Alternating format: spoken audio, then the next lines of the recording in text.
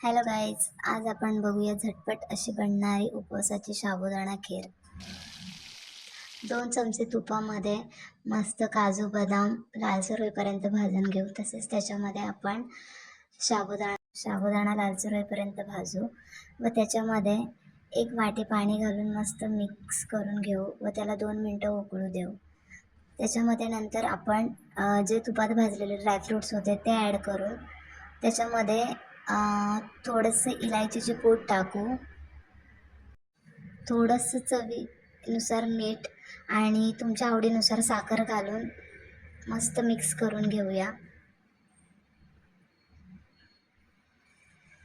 मस्त कलर आला आता त्याला। त्याच्यामध्ये 1 वाटी दूध घालून एक उकळी येईपर्यंत उकळून घेऊ त्याला।